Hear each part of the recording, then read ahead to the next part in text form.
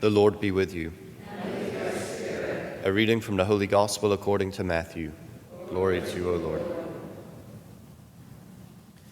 When Jesus saw the crowds, he went up the mountain, and after he had sat down, his disciples came to him. He began to teach them, saying, "Blessed are the poor in spirit, for theirs is the kingdom of heaven. Blessed are they who mourn, for they will be comforted. Blessed are the meek, for they will inherit the land. Blessed are they who hunger and thirst for righteousness, for they will be satisfied. Blessed are the merciful, for they will be shown mercy. Blessed are the clean of heart, for they will see God. Blessed are the peacemakers, for they will be called children of God. Blessed are they who are persecuted for the sake of righteousness, for theirs is the kingdom of heaven. Blessed are you when they insult you and persecute you, and utter every kind of evil against you falsely because of me. Rejoice and be glad, for your reward will be great in heaven. Thus they persecuted the prophets who were before you." The Gospel of the Lord. Praise to you, Lord Jesus Christ. Yeah, that's it, my friends. This is the gospel passage. This is it. The Beatitudes, as we know them. This is it. And I mean, I say this is it. This is, in the same way that the Ten Commandments is, say, the covenant blessing of God to His people Israel. So now this is the charter for Christian life, as it were. But I wonder, it's really hard for us, I think, to hear this, to understand this. I mean, are the poor in spirit blessed? Are those who mourn or the meek blessed? Are they? You don't want to give any feedback, I know. You don't have masks on anymore. You're not hiding. Are they? Do you consider them blessed? You see someone mourning, you consider them blessed? See someone crying, sobbing uncontrollably, do you consider them blessed?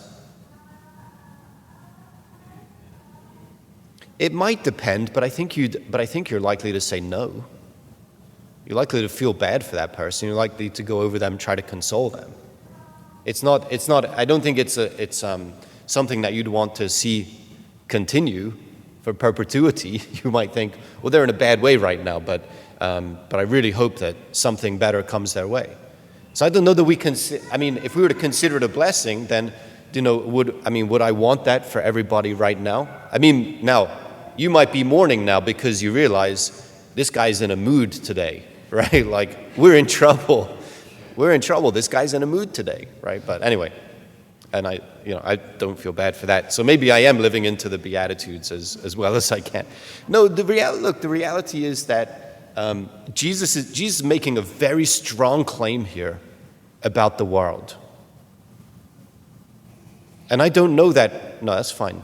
I like that noise. I like that noise. No, I want to hear it. Yeah. I love baby raspberries. That's fantastic. And I can take it as gentle criticism as well. Do you know? So she's going to help all of us. She's going to help all of us this morning. Look, Jesus is making a very strong claim about the world. He's making a very strong claim about the world, and we have to own that claim as well. We have to. What is he saying? He's saying the world is upside down.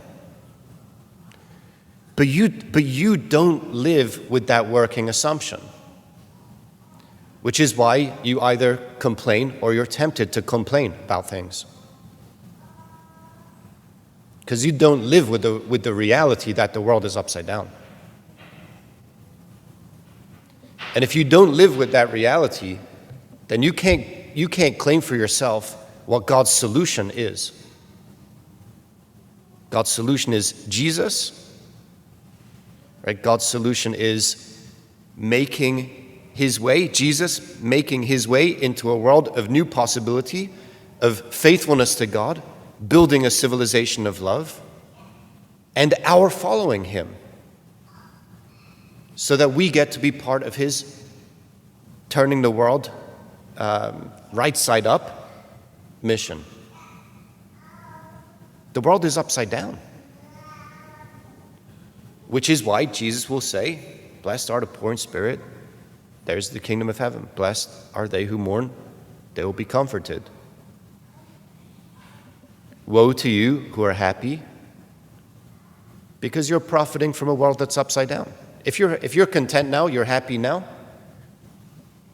what will that mean for you when God turns the world right side up? We're looking to Jesus as the reversal of fortunes. But do we want our fortunes reversed?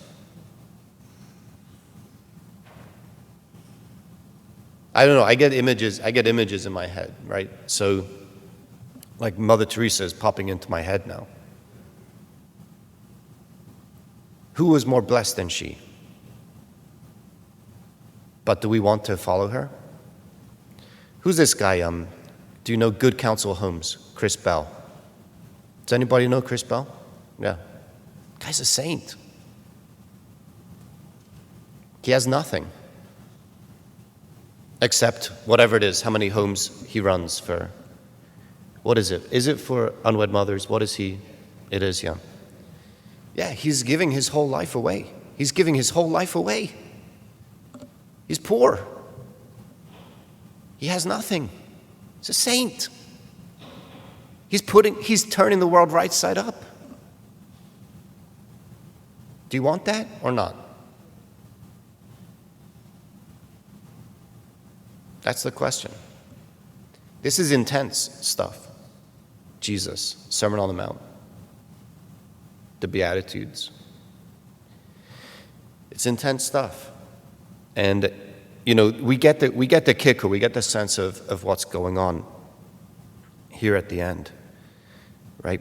Blessed are you when they insult you and persecute you and utter every kind of evil against you, falsely because of me.